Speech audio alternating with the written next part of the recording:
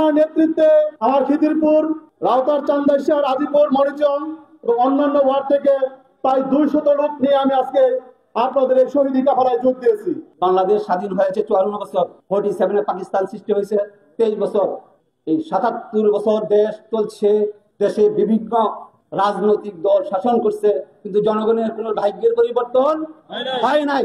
এখন সুযোগ আসছে, আমরা এই বছর দেখতে চাই যে বাংলাদেশের জাতীয় সংসদে যারা সংসদ সদস্য হিসেবে যাবেন, যারা কোরআনের পক্ষে আছেন তারা যাবেন এবং কোরআনের রাজ কায়েম করবেন। টেকনাফ থেকে তেতুলিয়া, রূপসা থেকে পাতুলিয়া, সব জায়গায় আওয়াজ উঠছে, সব দল দেখা দেশ আগামী দিনের জামাত ইসলামের দাঁড়িপাল্লার বাংলাদেশ। আমি ছাত্র জীবনে শহীদাবাদ কলেজে ছাত্র দলের সভাপতি ছিলাম, যেটা বিপি পদমর্যাদা ছিল। তারপরে আমি কয়েক উপজেলা যুবদলের যুগ্ম আহ্বায়ক ছিলাম। বর্তমানে যে বিএনপির কমিটি, ওই কমিটিতে আমি একজন নির্বাহী সদস্য। আল্লাহ তাআলার কাছে লাখো কোটি শুকরিয়া, বিগত 6 মাস আগে আমার মনের ভিতরে একটি পরিবর্তন আসছে।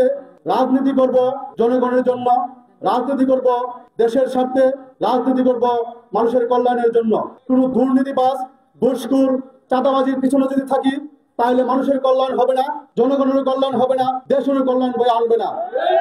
তাই আমি আমার মন থেকে মহান আল্লাহ রাব্বুল আলামিনের কাছে কৃতজ্ঞতা জ্ঞাপন করছি, একজন সৎ, চরিত্রবান এবং আল্লাহ ভীরু লোকদের পিছনে এসে নেতৃত্ব দেওয়ার জন্য।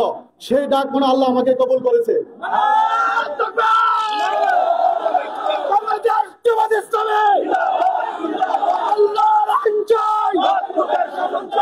আরো আমার ব্যক্তিগত পক্ষ থেকে ধন্যবাদ জানাচ্ছি। আপনারা আজকে আমার ডাকে সাড়া দিয়ে বিভিন্ন ওয়ার্ড থেকে দলে দলে যোগদান করেছেন ইসলামী পতাকার তলে, তাই আমি আমার ব্যক্তিগত পক্ষ থেকে মুবারকবাদ জানাচ্ছি।